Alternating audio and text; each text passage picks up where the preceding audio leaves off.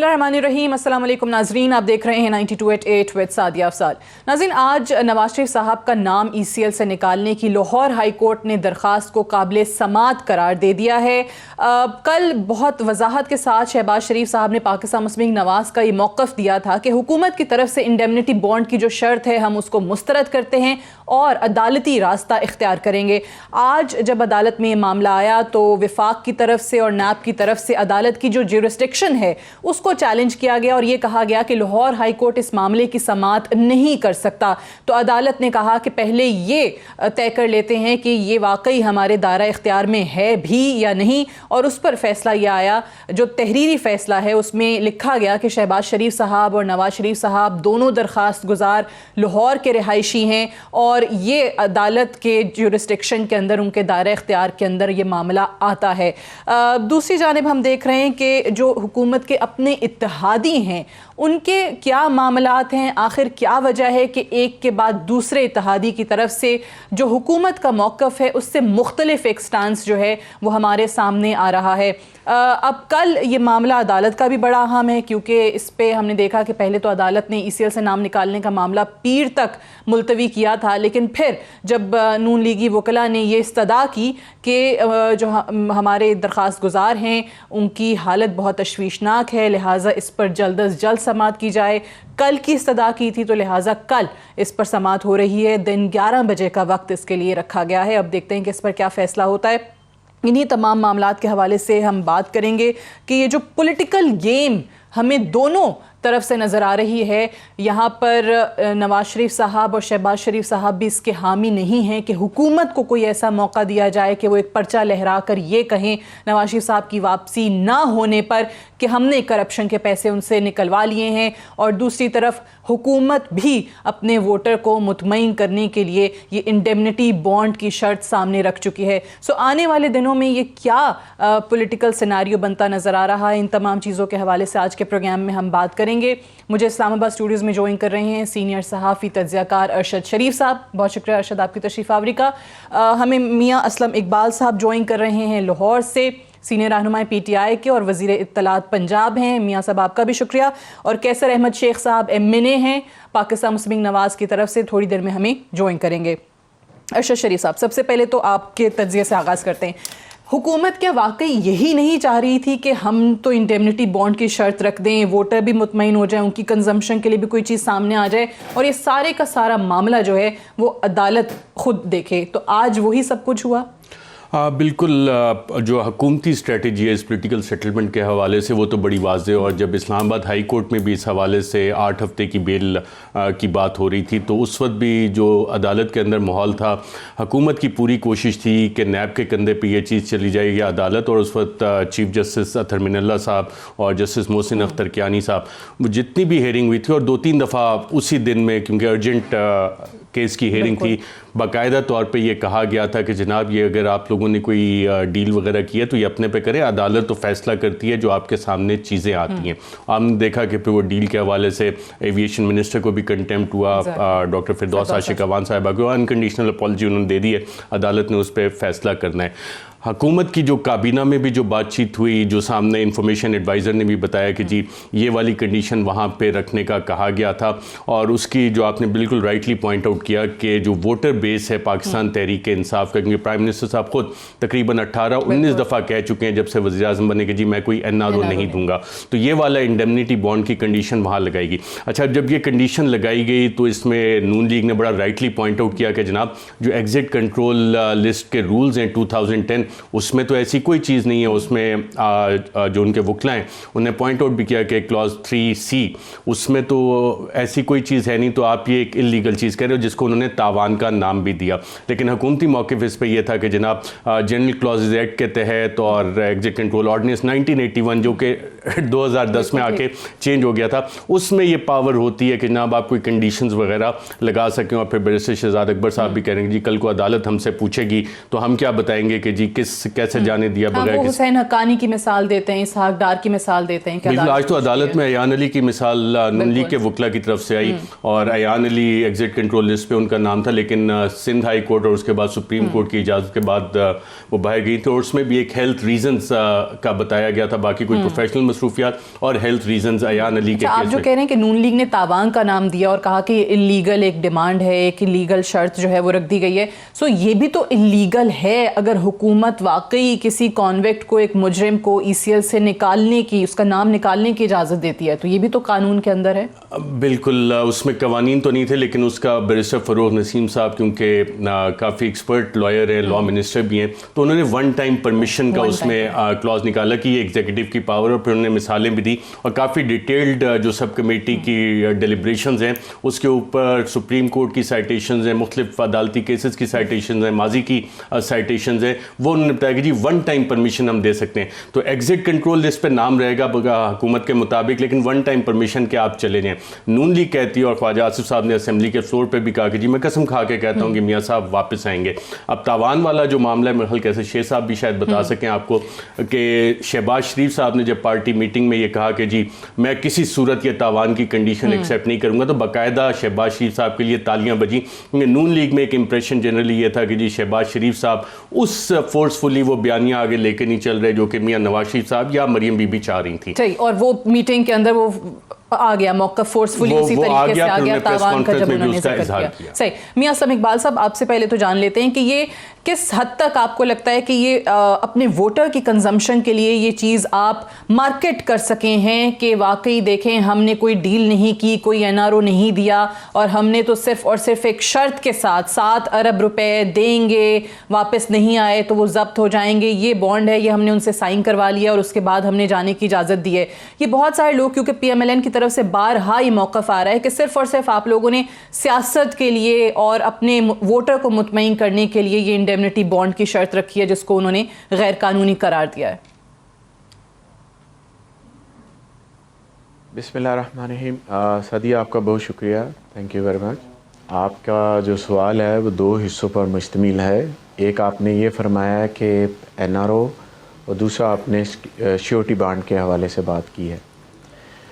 जहाँ तक एनआरओ का तल्लुक़ है, मैं आपको बताता चलूँ। देखें, एनआरओ का मतलब ये है कि आपने किसी भी मुजरम को, उसके साथ गवर्नमेंट किसी लेवल के ऊपर कोई सिलसिला करती है कि उसके जो केसेस है उसको विड्रॉ करती है और उसको एक रिलीफ देती है किसी न किसी चीज़ के एवज़, या कोई ना कोई बैकडोर के ज़रिए वो कोई सियासी पॉलिटिकल मोटिव को हासिल करने के लिए। पहली तो बात तय है कि इस तरह का ना तो कोई अमल हुआ है, सारी पाकिस्तानी कौम के सामने है, सारे मीडिया के सामने है, ना तो इस तरह का कोई सिलसिला आने वाले दिनों में है, ना अब है। अब आ गया इस बात पे कि जो श्योरिटी बॉन्ड है, जो हुकूमत पाकिस्तान ने उनसे कहा है कि आप श्योरिटी बॉन्ड दें। देखें, जो फ़ाइन हुआ है वो अदालत ने किया हुआ है और वो पेपर्स के अंदर मौजूद हैं। लिहाजा उस चीज़ को सामने रखते हुए फ़ेडरल गवर्नमेंट ने एक काम ये किया कि आप इसके एवज़ इसको भर दें एक कागज़ के टुकड़े को और आप चले जाएं और जाने के बाद अपनी ट्रीटमेंट करवाएं। और फिर भी साथ पर वो जो हम समझते हैं कि अगर उनकी ट्रीटमेंट लंबी है, 1 महीने की, 4 हफ्तों की नहीं है, 2-4 हफ्ते और लगने हैं, तो वो फेडरल गवर्नमेंट को फिर अप्लाई किया जा सकता है कि उसके ऊपर मज़ीद उनको टाइम दिया जा सकता है। लेकिन जहाँ तक ये बात है कि हम उनके इलाज में रुकावट है, एक्सटेंड कराने तो के लिए अपील करेंगे। जी, वो तो एक कानूनी जो अमल है वो जारी रहेगा, लेकिन आपको याद होगा कि जो कोर्ट का फ़ैसला है उसके अंदर ये भी है कि अगर वो चाहें कि मज़ीद उनको इलाज के लिए टाइम चाहिए तो वो गवर्नमेंट ऑफ पंजाब से जो है वो रब्ता करेंगे। ये भी गालिबन उसी ऑर्डर के अंदर चीज़ जो है वो रिटर्न है।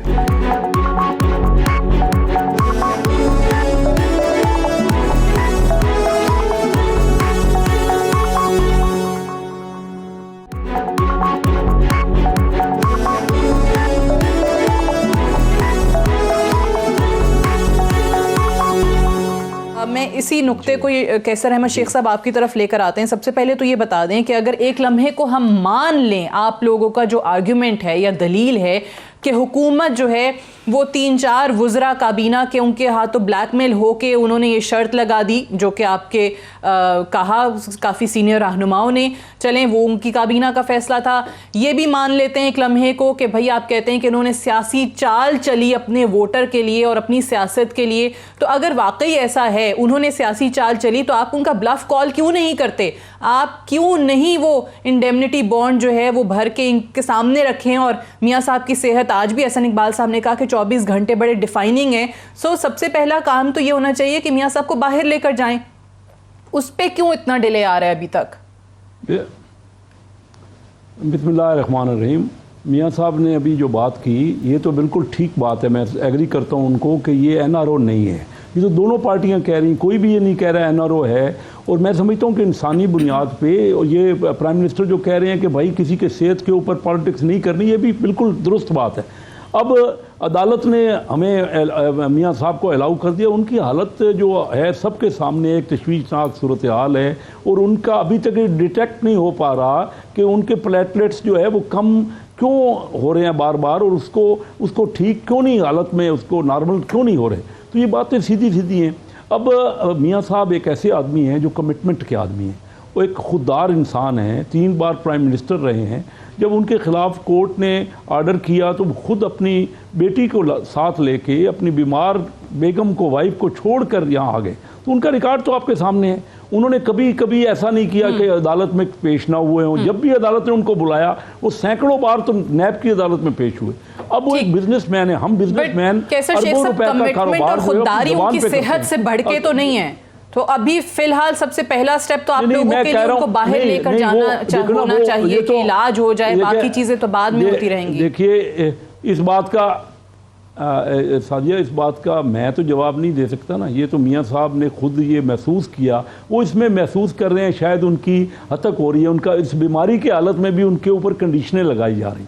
हालांकि देखिए उनकी जायदादें यहाँ हैं, अगर कोई बंदा वापस नहीं आता, मियाँ साहब को तो पूरा इरादा है वापस आने का, अगर नहीं आता तो उनकी जायदादें यहाँ हैं, क्या वो मौजूद नहीं है? पहले आपने इसहाक डार की आपने कहा वो नहीं वापस आए, तो उनकी जायदादों को आपने वो सारा उनको कुर्की करवा दी और उनकी नीलामी करवा रहे हैं। तो बात ये हो रही है कि लेकिन सर हुकूमत के पास तो जवाब यही है ना इंडेमनिटी बॉन्ड की शर्त रखने का कि पहले भी खानदान के बहुत सारे लोग मफरूर हैं, अदालतों ने उनको इश्तिहारी करार दिया है, वो वापस नहीं आए। सो इसलिए एक खदशा है कि अगर नहीं आएंगे तो हुकूमत के पास कोई तो जवाब हो, कुछ तो पेपर हो दिखाने के लिए अदालतों को, इन केस अदालत उनसे कल को सवाल करे। देखो मियाँ साहब का ये ख्याल है कि वो कहते हैं कि मैं कोई एक इंडेमनिटी बॉन्ड भर के या उनका फिलअप करके बाहर गया तो यही बात बनेगी कि शायद कोई तवान भर के जा रहे हैं या उनका कोई इल्ज़ाम। देखिए वो तो अपने इल्ज़ामों को फेस कर रहे हैं, वो तो कहते हैं कि मैं गुनाहगार नहीं हूँ, मेरा कोई इसमें जुर्म नहीं है, और वो कहते हैं उनका वो महसूस अपनी कर रहे हैं, वो उनकी रिस्पेक्ट वो महसूस कर रहे हैं कि इस तरह उनकी खुददारी नहीं। और मैं समझता हूँ कि इन्हीं के वजीर, ठीक है, आप कह मियाँ साहब खुद महसूस करें कि उनकी हद तक हो रही है, तो इसलिए उनका ये फैसला। शुजात देखिए ना, चोई शुजात क्या कह रहे हैं आप ये बताइए, चोई शुजात क्या कह रहे हैं? वो भी सर वो आते हैं, चौधरी शुजात और चौधरी परवेज इलाही क्या कह रहे हैं और क्यों कह रहे हैं उस पर तो हम आते हैं। ओके, लेकिन जो नहीं कह रहे, आपने बड़ा राइटली पॉइंट आउट किया था शुरू में कि जी ये जो कंडीशंस रखी हैं इंडेमनिटी बॉन्ड की, और मियाँ असलम इकबाल साहब भी कह रहे हैं, वज़ीर आज़म ने कहा इस पर सियासत नहीं होनी। मेरे ख्याल दोनों साइडें इसको सियासी एंगल भी इसका देख रही हैं। अब इसका सियासी एंगल ये आता है कि हुकूमत ने जो इंडेमनिटी बॉन्ड के लिए कंडीशंस रखी हैं सब कमेटी ने, उसमें 8 मिलियन पाउंड एवन फील्ड वाले केस में, इसमें भी फ्लैट्स की कीमत शामिल नहीं है। ये वो है जो फाइनेंशियल बर्डन डिसीजन में था। साथ उसमें $25 मिलियन और 1.5 बिलियन रुपीज़ ये अल अज़ीज़िया का था, जो कि फाइनेंशियल उनके ऊपर पेनल्टीज इस हवाले से हुई हैं। तो हुकूमत अपना ये बयानिया मजबूत करना चाहती है इसको देख के, और सियासत इसमें भी है कि देखें जी ये वाली चीज़ जो है ये फाइनेंशियल बर्डन था, ये हमने उसके लिए इंडेमनिटी बॉन्ड, जो कि मियाँ असलम इकबाल साहब ने बड़ा राइटली कहा, कागज़ के टुकड़े और 50-100 रुपए का वो स्टैम्प पेपर होता है जिस पर बन जाता है, और उसके बाद अगर आपने इसको वन ऑफ द पार्टीज अगर ऑनर नहीं करती तो सिविल कोर्ट से ये क्रिमिनल में नहीं आता, सिविल में जाके ये सारा प्रोसेस शुरू होगा। सर कागज का टुकड़ा, ख्वाजा आसिफ ने खुद कहा कि हमारे नजदीक इसकी कोई अहमियत नहीं है, कल उन्होंने नेशनल असेंबली में कहा। और नून लीग का इसमें मसला क्या है? नून लीग समझती है कि जनाब जो कमिटमेंट वाला आदमी है उससे पूछिए। जी जी, मैंने कहता हूँ जिसके कमिटमेंट नून लीग का इसमें मसला क्या है कि अब जो इन्होंने अमाउंट से हवाले से रख दिए वो तो अगर ये वाला इंडेमनिटी बॉन्ड भर देते हैं, ठीक है सर, ओके। इंडेमनिटी बॉन्ड अगर नून लीग इस पे भर देती तो मतलब इसका सियासी तौर पे क्या लिया जाता? मतलब ये लिया जाता कि जी आपने ये वाले फाइन, जो कि अभी अपील प्रोसेस में सारे केसेस, आपने ये एक्सेप्ट कर लिया सारा कि जो भी फाइनेंशियल लाइबिलिटीज आई थी, और अदालत में जाके नैब भी कह सकती थी कि जनाब ये वाले केसेस पे फाइनेंशियल हमने जो बर्डन है वो रिकवर कर लिया, और अपील स्टेजेस पे हैं जो केसेस, तो पोलिटिकली वहाँ पे उन्हें वो कॉस्ट पे करना पड़ती। तो पीटीआई के लिए भी इसमें फ़ायदा था, नून लीग के लिए नुकसान था, तो दोनों ने अपने इस पे सियासी एंगल भी देखा। जो अदालती जंग जो आज जिस तरीके से काबिल समाअत चलें करार दे दी, फिर कल एक फैसला आने, ये बाद में कर लेते। मियाँ साहब के लिए बार बार कह रहे हैं कि हर लम्हा बड़ा कीमती है, हर लम्हा बड़ा अहम है, तो उनको लेकर तो चले जाएं। बाद में शहबाज शरीफ साहब, उनकी पार्टी, अता तारड़ साहब जिस तरीके से वो केस लड़ रहे हैं, बड़े अच्छे तरीके से चलें लड़ रहे हैं, उनके वकला बड़े अच्छे तरीके से लड़ रहे हैं, तो बाद में लड़ते रहते केस। बिल्कुल ये वाला पॉइंट आया और बहुत से लोगों ने ये सवाल उठाया, और राइटली आपने भी ये पॉइंट आउट किया कि अगर इतनी ही ज़्यादा अर्जेंसी थी, और मियाँ साहब की सेहत वाकई नासाज, जितने मेडिकल बोर्ड्स आए हैं, जितनी और ऑफिशियल गवर्नमेंट के अपॉइंटेड मेडिकल बोर्ड्स, उन्होंने भी कहा, कुछ फैमिली के ज़राए हैं वो तो बताते हैं, इससे भी ज़्यादा खौफनाक चीज़ें बताते हैं कि शायद ट्रीटमेंट के लिए इवेंचुअली उन्हें अमेरिका जाना पड़े। और जो ऑटो इम्यून डिसऑर्डर है वो एक अर्ली स्टेजेस पे जो कि आके जाके बहुत सीरियस बीमारी हो सकती है, और उस ऑटो इम्यून डिसऑर्डर की जो फैमिली के ज़राए बताते हैं उसकी ट्रीटमेंट अर्जेंट है, लेकिन शायद इतनी अर्जेंट नहीं है कि वो एक आधा हफ्ता जो अदालती कार्रवाई है उसके लिए शायद वो इंतज़ार कर सकते थे। तो जो पॉलिटिकल कॉस्ट है इसकी वो बेयर नहीं करना चाह रहे थे। तो सियासत दोनों कह रहे हैं कि इस पे नहीं कर रहे, लेकिन सियासत दोनों पार्टीज कर रही हैं। मैं ब्रेक पे जाना है, लेकिन कैसर अहमद शेख साहब एक छोटा सा सवाल करते हुए फिर आपसे जाऊंगी कि अगर ये अदालत, अभी कल पता चलेगा क्या फैसला आता है, काबिल समाअत तो करार दे दिया इस दरख्वास्त को, अगर अदालत वही चीज़ कह देती है जो हुकूमत डिमांड आपसे कर रही है, तो फिर आपका जवाब क्या होगा? ये इंडेमनिटी बॉन्ड वाली चीज़ अगर अदालत भी कह दे, वो भी मांग ले कि जो एग्जीक्यूटिव ने मांगा है बिल्कुल दुरुस्त मांगा है और ये 7 बिलियन आपको जमा कराने ही कराने, तो फिर आप क्या करेंगे? ये अगर वाला बात जो है इस वक्त मौके पे मैं समझता हूँ मुनासिब नहीं है, क्योंकि ये सब जुडिस केस है। पहले फैसला आ जाने दीजिए, फिर सबको मशवरा करने के बाद ही कोई बात की जा सकती है इस पर। आज मैं इस पोजीशन में नहीं हूँ कि आपको ये बता दूं कि अगर ये हो तो क्या होगा और अगर वो हो तो क्या होगा। मैं तवक्को करता हूँ पोजीशन में नहीं है, जरा ब्रेक पे आके फेवर में फैसला आएगा, क्योंकि ऑलरेडी जरा इस पे भी बात करते हैं कि मसला सिर्फ इंडेमनिटी बॉन्ड इटसेल्फ ये बना हुआ है या बोन ऑफ कंटेंशन अमाउंट है। बात होगी एक वक्फे के बाद।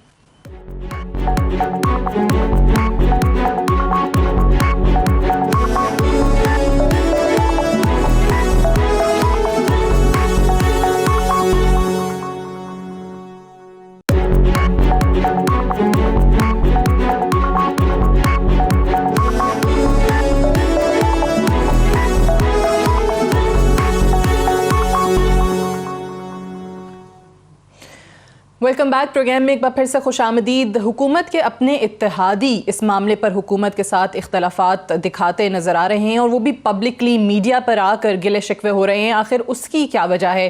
चौधरी परवेज़ इलाही साहब का इंटरव्यू कल अरशद शरीफ साहब ने किया था और इसी मामले पर जो सवाल किया था, अरशद साहब अब पसे पर्दा ऐसा क्या है जो सिर्फ चौधरी बरादरान को पता है? अच्छा, ये आज सवाल बिलावल भुट्टो ने भी उठाया, पाकिस्तान पीपल्स पार्टी के चेयरपर्सन। वो कहते हैं प्लान बी, सी और प्लान क्यू जो है वो चौधरी बरादरान और मौलाना फजलुर रहमान साहब के दरमियान है। लेकिन एक चीज़ मौलाना फजलुर रहमान भी कह रहे हैं, बिलावल भी कह रहे हैं, नून लीग के भी कुछ लोग कहते हैं कि जी हुकूमत तो गई और चली जाएगी। जो मेरी अंडरस्टैंडिंग इस हवाले से आ रही है कि, और इस्लामाबाद आप भी काफ़ी अरसे से यहाँ पे जो चीज़ें ड्राइंग रूम कॉन्स्पिरेसीज़ होती हैं 3 से 6 महीने बाद उन पे इम्प्लीमेंटेशन शुरू हो जाती है। अभी जो हालात यहाँ पे बने हुए हैं, जो सबसे बड़ा बर्डन है इस हुकूमत पे, जिसका वज़ीर ख़जाना एडवाइज़र 17 रुपये किलो टमाटर का रेट बताते हैं, तो लोग सवाल करते हैं जी 55 रुपये हेलीकॉप्टर का भी है। और 6 रुपए किलो मटर भी हैं। मटर भी, वो फिर तो आप खैर देख लें। तो उस पे आपको फिर वो लोग सवाल उठाते हैं, अच्छा जी ये इस वजह से हमारी ज़िंदगियां मुश्किल होती जा रही हैं, हालांकि वज़ीर आज़म कहते हैं जी मैक्रो इकनॉमिक इंडिकेटर्स बेहतर हो रहे हैं, but that raises a question कि जी हुकूमत जो वादे करके आई थी और अपोजिशन उसको पॉइंट आउट भी करती है, जी किधर गई वो 1 करोड़ नौकरियाँ, किधर गए वो 50 लाख घर, हुकूमत कहती है जी हम काम करें। तो वो जो इतना बड़ा क्वेश्चन मार्क आया हुआ है, उस हवाले से बहुत से सवालात उठने और इस्लामाबाद में जो जोड़ तोड़ हो रहा है इस वक्त, जो मुलाकातें हो रही हैं, और मैं फंडामेंटली यही जानना चाह रहा था कि जी चौधरी शुजात साहब और चौधरी परवेज़ लाई ने ऐसा कौन सा फार्मूला पेश किया है कि मौलाना फजलुर रहमान साहब आराम से चले गए उठ के। तो अब चौधरी बरादरान सियासी पुराने खिलाड़ी और उनकी सियासत जो है भुट्टो दौर से लेके अब तक चली आ रही है। चौधरी ज़हूर लाई, उसके बाद जनरल ज़िया का दौर, जनरल मुशर्रफ का दौर, पीपल्स पार्टी में डिप्टी प्राइम मिनिस्टर, तो और उनका जो हुकूमत के साथ इत्तेहाद है उसमें यह भी बताया कि जी वज़ीर आज़म को तो हमने इस्तीफ़े भी पेश कर दिए कि हम पे एतमाद करें, हम आपके खैर ख्वाहें। तो एक जो लैक ऑफ ट्रस्ट है वो आप बड़े आराम से आइडेंटिफाई कर सकते हैं कि शायद हुक्मरान जमात जो कि इनसिक्योर होती है, और ख्वाजा आसिफ साहब ने फ्लोर ऑफ द असेंबली में कहा हुकूमत को आखिर में ही पता लगता है कि चिराग तले अंधेरा, और ये इस्लामाबाद की खासियत है इस हवाले से। इस्लामाबाद की खासियत है, लेकिन ये परवेज़ इलाही वाला मामला, क्यू लीग वाला मामला, क्योंकि वो स्पीकर पंजाब असम्बली भी हैं, और एक और चीज़ भी यहाँ सामने रखते हैं कि वो नून लीग जिसको हमेशा चौधरी परवेज़ इलाही पर इख्तलाफात रहे हैं, और चौधरी परवेज़ इलाही के PMLQ का मौक़िफ़ PMLN के हवाले से हमेशा बड़ा वजाहत के साथ सामने आता रहा है, इख्तलाफ किस कदर रहा है वो भी हमें पता है। लेकिन अब नून लीग के जो कायमा कमेटियों से इस्तीफ़ों का मामला है, उन इस्तीफ़ों को नामंजूर करने का फ़ैसला किया गया है स्पीकर पंजाब असम्बली चौधरी परवेज़ इलाही साहब की तरफ से। और ये भी ज़राए बताते हैं कि उनका मानना है कि नून लीग के जो गिले शिकवे हैं वो दुरुस्त हैं, जो उनके मुतालबात हैं वो दुरुस्त हैं, वो सही हैं, और उसके बारे में वो वज़ीर आज़म इमरान खान से बात भी करेंगे। और दूसरी जानिब PMLN भी स्पीकर साहब के परफॉर्मेंस पे बड़ी मुतमईन नज़र आती है। मियां असलम इकबाल साहब, ये हो क्या रहा है आपके इत्तेहादी के साथ?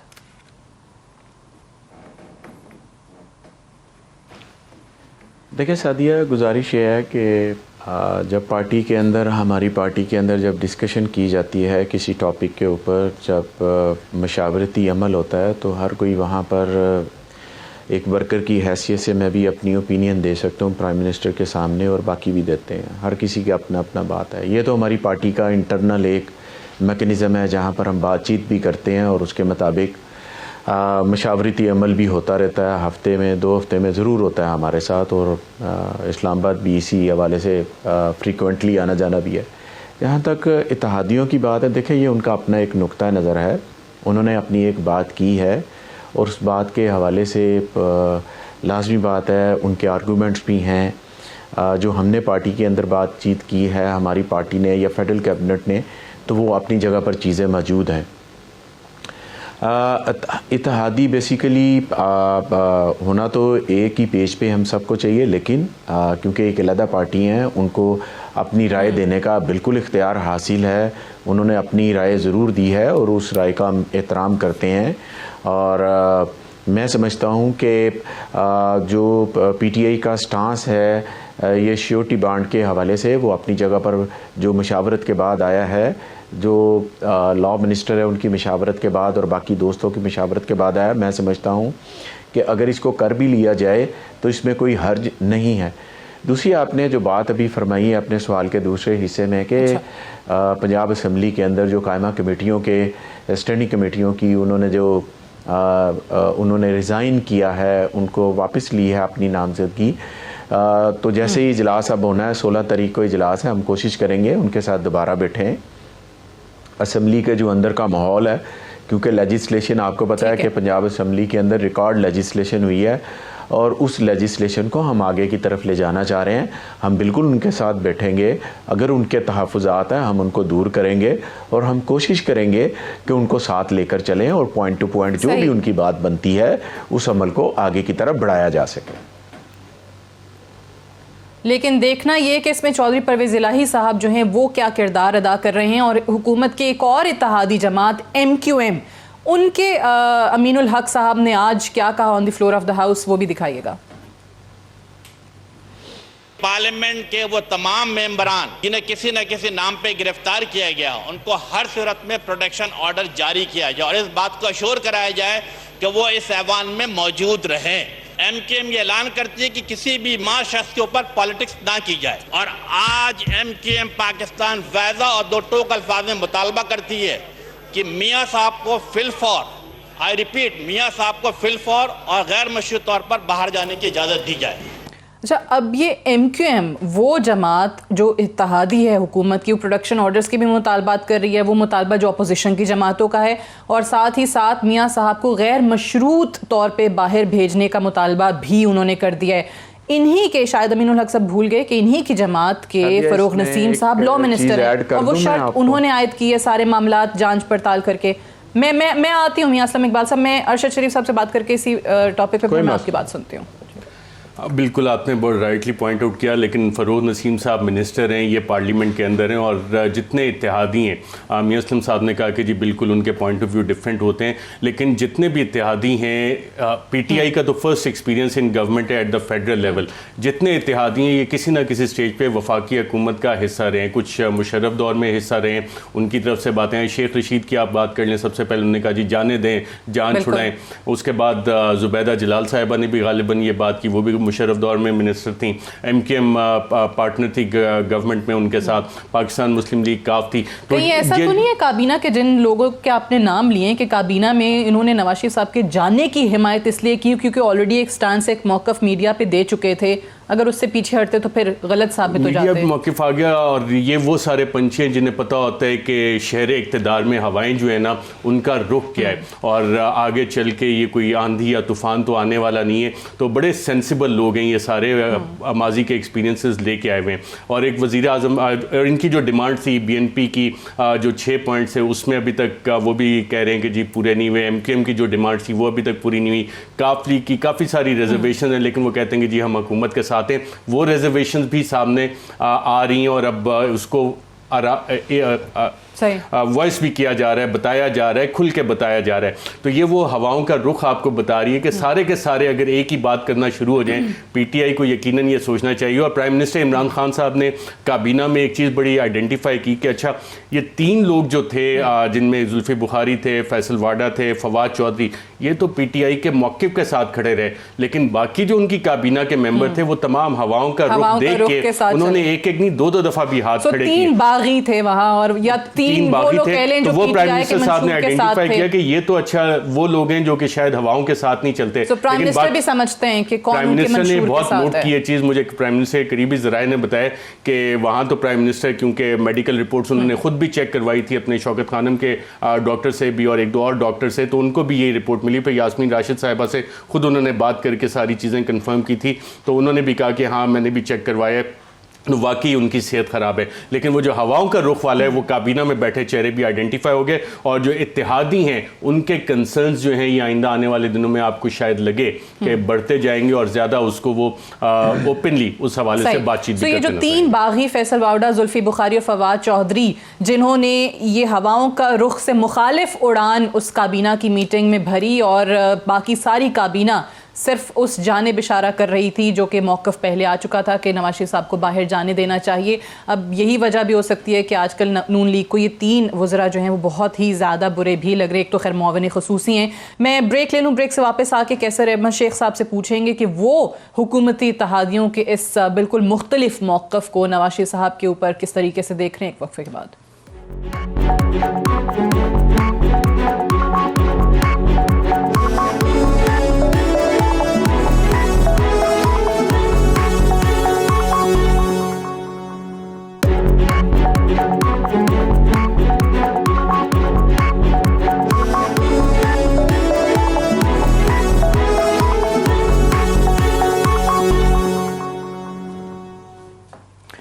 Welcome back. प्रोग्राम में एक बार फिर से खुशामदीद। कैसर शेख साहब, आपसे जानना चाहेंगे, जो इत्तेहादियों की हम बात कर रहे थे, PMLN इत्तेहादियों के इस बिल्कुल मुख्तलिफ मौक़िफ़ को किस तरीके से देख रही है? फिर जो पंजाब के अंदर भी सपोर्ट एक तरीके से PMLN के लोगों के साथ नज़र आ रही है, उनके मुतालबात को स्पीकर साहब की तरफ से जायज़ कहा जा रहा है, वज़ीर आज़म से उस पर बात करने को वो तैयार हैं। आपकी जमात स्पीकर साहब जिनके हवाले से इतने बयानात देती थी, बज़ाहिर अब वो ये नज़र आ रहा है कि वो भी उनकी परफॉर्मेंस से मुतमईन है, स्पीकर साहब को ओहदे पे तस्लीम भी कर लिया है। सो ये वाकई जो अरशद ने बात की कि हवाओं का रुख इस वक्त देखा जा रहा है, और MQM की तरफ से और PMLQ की तरफ से वही मूव है? जी सादिया, आपकी सारी डिस्कशन से हर चीज़ तो सामने आ गई। ठीक है, अरशद शरीफ साहब ने ज़रूर कहा कि हवा का रुख देखा जा रहा है, लेकिन हवा का रुख अपनी जगह पे इम्पॉर्टेंट होता है। लेकिन ये तमाम जो पॉलिटिशियंस की जिनका आप हवाला दे रही हैं वो एक सीजन पॉलिटिशियन है, जहाँ दीदा हैं। हमारी हुकूमत का मसला ये है, लेकिन इस वक्त तमाम पार्टियाँ, मुल्क की तमाम पार्टियाँ एक तरफ हो गई हैं, इनके इत्तेहादी भी और हमारे इत्तेहादी तो जो अपोजिशन में जितनी पार्टियाँ वो तो इकट्ठी हैं। तो आप बताइए कि सादिक संजरानी तो सेनेट के चेयरमैन है, वो क्यों कह रहे हैं? क्योंकि ये मौक़िफ़ जायज़ है। और चौधरी शुजात और चौधरी परवेज़ इलाही जहाँ दीदा शख्स है, बड़े उन्होंने कहा कि ये फिर आप तलाफ़ी पूरी नहीं कर सकेंगे। हमारे प्राइम मिनिस्टर क्योंकि पहली बार आई है ये हुकूमत, उनके अंदर PTI में भी इख्तलाफ है। उनके अपने मिनिस्टर जो पुराने तजर्बाकार मिनिस्टर्स शेख रशीद हैं और ये जो जुबैदा जलाल हैं, उनका भी इख्तलाफ अपनी पार्टी में है। बाकी सारी पार्टियाँ तो इकट्ठी हैं। अभी मियां असलम साहब ने कहा कि कैबिनेट में हर एक को इजाज़त होती है और बातचीत होती है। सर ये नाम जो आप ले रहे हैं ये वो वज़ीर हैं जो कहीं और से इस जमात में आए हैं, उसको जो PTI के अपने लोग हैं, ऐसा ही होगा। ये वो कभी इस चीज पर इत्तेफाक नहीं करेंगे। गो कि आपको कम की हिमायत नजर आए, लेकिन आएगी जरूर।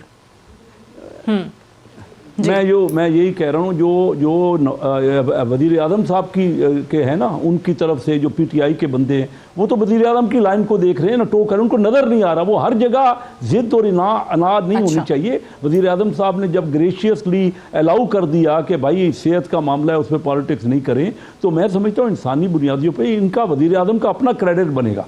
उनको देखिए, उनको तमाम मुल्क की पार्टियाँ ये कह रही हैं, अब कोई रह तो नहीं गया। अब वज़ीर आज़म साहब को ये जो है ना, ये अच्छा ग्रेशियस दिखाना चाहिए अपना गेस्चर। और मियाँ साहब एक खुददार आदमी है। वो महसूस उन्होंने किया है कि शायद मुझे तावान पेश करके मुझे जाने की इजाज़त दी जा रही है। और मियाँ साहब पहले भी खुद वापस आए। उनका ये 7 अरब की वजह से अगर वो लिख देंगे, इंडेमनिटी बॉन्ड लिख देंगे, तो क्या फिर ये अश्योर कर लेंगे? ये सिर्फ उनकी ये अहमियत है। उनकी तो यहाँ जायदादें हैं, उनकी पॉलिटिक्स है। ये सिर्फ 7 अरब रुपए उसकी कीमत है। उनकी इतनी बड़ी पॉलिटिक्स है, करोड़ों लोग उनके मद्दा हैं और उनके वोटर हैं। तो मैं ये समझता हूँ हुकूमत को होश के नाखन लेने चाहिए। और ये हमारे स्पीकर साहब आज उन्होंने जो गेस्चर दिया असेंबली में, और ये मैं समझता हूँ हवा का सिर्फ रुख नहीं है, ये जायज़ और सही स्टैंड है जो मियाँ साहब का है, और वो बात प्रिवेल हो रही है। अच्छा, आप समझते हैं कि जायज़ स्टैंड है, राइट? ठीक है। अच्छा, अब कैसर शेख साहब मानते हैं कि प्राइम मिनिस्टर साहब को ग्रेशियस होना चाहिए। वज़ीर आज़म साहब तो कहते हैं कि लोग मुझसे सवाल करते हैं कि आप में रहम नहीं है, तो रहम तो कमज़ोर तबके पर किया जाता है, उस तबके पर, उस अशराफिया पर नहीं किया जाता जिन्होंने मुल्क को नुकसान पहुंचाया है। लेकिन हमारा जो सिस्टम जिस तरीके से 72 सालों से पाकिस्तान का रहा है, तो वो एक ख़ास तबके के ऊपर ही आपको वो रहम भी नज़र आता है और उन्हीं के लिए तमाम मुराद भी नज़र आती हैं। सो ये वाला केस भी क्या उसकी एक खुली मिसाल नहीं है? सादिया, आपने बहुत अहम सवाल किया, और ये वो सवाल है जो कि आम आदमी कर रहा है कि जनाब इतनी सारी चीज़ें जो चल रही होती हैं, वो माइंडसेट बनता है मेरा ख्याल जब आप VVIP हूटर लगा के गाड़ी में जाते हैं ना, तो रास्ते रोक के आम आवाम के VVIP रूट को क्लियर किया जाता है, तो फिर आपकी सोच भी गालिबन वैसी बन जाती है। और इसमें लोग ये भी सवाल कर रहे हैं कि जी बल्दिया टाउन फैक्ट्री का जो केस था गालिबन सानिया 2012 में हुआ था, 250 लोग ज़िंदा जला दिए गए थे। वो केस अभी तक चल रहा है, लेकिन लोगों को उम्मीद है कि इंसाफ होगा उस पर। मॉडल टाउन का वाक़या गालिबन 2014 में हुआ था। लोगों ये भी सवाल करें कि जी वो केस कंक्लूजन पे कब तक जाएगा, क्या होगा। साहिवाल का वाक़या मियां असलम इकबाल साहब के दौरे हुकूमत में हुआ, जिसमें कौमी असम्बली में बड़े बड़े बयान दिए कि मैंने जान अल्लाह को देनी और इबरतनाक सज़ा देंगे, वो सारे के सारे बरी हो गए। इसमें सारे में खेल जो है ना ताकत का, उसमें प्रोसिक्यूशन का एक बहुत अहम रोल होता है, जो कि अगर आप पनामा केस की जजमेंट जाएँ तो उसमें जस्टिस गुलजार, जस्टिस आसिफ सईद खोसा साहब, उन्होंने आइडेंटिफाई भी किया हुआ है कि किस तरह से ये सब पावर गेम्स में सारी चीज़ें चल रही होती हैं। जब ये सारी चीज़ें चल रही होती हैं और लोग देख रहे होते हैं, फिर मीर तकी मीर का वो शेर ही होता है, सारा सादिक आता है। अब ये जिस पे भी आप अप्लाई करना चाहें कर दें, लेकिन क्योंकि शायर दूर तक देखते हैं और इसीलिए उनको कहते हैं कि जी बड़े शायर जो होते हैं उनकी शायरी सदाबहार रहती है कि जी का जाना ठहर रहा है, सुबह गया या शाम गया, सुबह गया या शाम गया, ये देखते हैं। लेकिन मियाँ साहब ये बात तो दुरुस्त है कि ये जो आपका सिस्टम है ये ख़ास स्पेसिफिक तबके को ही हमेशा मुराद देता और सपोर्ट करता नज़र भी आता है। अब मेरा सवाल सिर्फ ये है कि आपकी चले यहाँ वफाकी काबीना की मिसाल देके बात करते हैं, जिस तरीके से मेजॉरिटी ने काबीना के अंदर ये कहा कि नहीं, इंसानी बुनियादों पर और इंसानी हमदर्दी के तहत मियाँ साहब को जाने की इजाज़त देनी चाहिए, मेजॉरिटी ने आपकी काबीना के अंदर यही मौक़िफ़ रखा। टीवी पे आके डॉक्टर यास्मीन राशिद साहिबा को, हम आपके चौधरी सरवर साहब को, उन्होंने तो इस उम्मीद का इजहार भी कर दिया था, यकीन था उन्हें कि आज नाम ECL से निकल जाएगा। इस चीज़ को भी काफ़ी दिन गुजर गए। यही इंसानी हमदर्दी आप जो हज़ारों मुजरिम भी नहीं, मुल्ज़िम, बीमार जेलों में मौजूद हैं, उनको भी दिखाएंगे ये इंसानी हमदर्दी? सादिया, देखें, सिस्टम की बदकिस्मती है कि हम जिस पाकिस्तान में रह रहे हैं वहाँ पे दो सिस्टम हैं, एक अमीरों का सिस्टम है, गरीबों का सिस्टम है। मैं एज ए इंफॉर्मेशन मिनिस्टर ये बात कर रहा हूँ और पंजाब का होने के नाते, और जो मैं रोज़मर्रा मामलात में देखता हूँ कि इस सिस्टम के अंदर इतना ज़्यादा गैप पैदा हो गया अमीर और गरीब के पाकिस्तान में कि उसको इकट्ठा करने के लिए आपको पता नहीं कितनी मज़ीद जद्दोजहद करनी पड़ेगी। एक बात याद रखें, अरशद भाई भी यहाँ पर बैठे हुए हैं, दूसरे दोस्त भी बैठे हुए हैं, आप भी तशरीफ़ रखती हैं। देखें, मैं तो उस वक्त मानूंगा कि हम उस वक्त कामयाब होंगे कि जब इस पाकिस्तान के अंदर एक गरीब के लिए भी इलाज के मामले में कैबिनेट के अंदर, कैबिनेट के बाहर, टीवी प्रोग्राम में, हर जगह पर इसी तरह की बात की जाएगी। फिर मैं मानूंगा कि पाकिस्तान जो है उस रास्ते पर आ गया। हमें कहाँ कहाँ लड़ाई करनी पड़ी है, हम जिस जगह हाथ डालते हैं अंदर एक माफिया निकलता है, अजीब तरह से सूरत हाल पैदा होती है। मैं जिस मिनिस्ट्री को मैं देख रहा हूँ, जहाँ हाथ डाले वहाँ पर एक अलग ही स्टेट बनी है, हर जगह पर अजीबो गरीब हालात। देखें, ये सिस्टम एक दिन में ख़राब नहीं हुआ सादिया, ये सिस्टम पिछले 30, 40, 50 साल में कोलैप्स किया है। ये पिछले 6 माह के अंदर, साल के अंदर ख़राब नहीं हुआ। आप मुझे कहें कि इसको 6 माह के अंदर ठीक कर दो, मैं नहीं कर सकता। मैं आपको सीधी सी बात करता हूँ, कोई इनकारी नहीं है, कोई इसमें मैं कोई आर नहीं समझता कि मैं इस चीज़ को कबूल करते हुए, लेकिन मैं उस वक्त देखूंगा कि जब मेरे उस लेकिन आवाम ऑब्वियसली ये चाहती है कि वो नहीं, एक पाकिस्तान का जो नारा PTI का है वो ज़रूर देखना है। इसी तरीके से जो हेल्थ बुलेटिन्स तबीयत पे नवाज शरीफ साहब की हम सुनते रहे हैं, ये एक आम आदमी के लिए भी आए। आपने भी देखा होगा लाड़काना में कुत्तों ने, आवारा कुत्तों ने जिस 5-6 साल बच्चे को बुरी तरीके से काटा है, वो अस्पताल में इस वक्त एडमिट है। कितना हमने उस पर बात की, लेकिन नवाज शरीफ की सेहत पे जरूर बात होती है। नवाज शरीफ साहब की सेहत पे बात इसलिए होती है, मियां असलम इकबाल साहब एक्सपीरियंस सियासतदान हैं, ये उस तरह इनका फर्स्ट एक्सपीरियंस नहीं है सियासत का, ये मुल्की मामला बेहतर भी जानते हैं। अब एक चीज़ मैं बड़ा देखता हूँ कि जी शूट द मैसेंजर, ये एक माइंडसेट बन गया है कि अच्छा जी अपनी चीज़ें हमने कवर अप करनी है। काबीना की sub committee exit control list वाली, इससे पहले मुझे आप बता दें कि उसके 5 इजलास 2 दिन में कब हुए और किसके लिए हुए। काबीना का स्पेशल इजलास किसी और के लिए हुए। अगर आप लोग ये करेंगे तो हम तो वही रिपोर्ट करेंगे ना। जिनकी बात होती है हो नहीं रहा। अनफॉर्चुनेटली टाइम खत्म हो गया। बहुत शुक्रिया अरशद शरीफ साहब, मियां असलम इकबाल साहब, कैसर अहमद शेख साहब, तीनों की तशरीफ आवरी। कल सी यू टुमारो इंशाल्लाह। इजाजत दीजिए, खुदा हाफिज।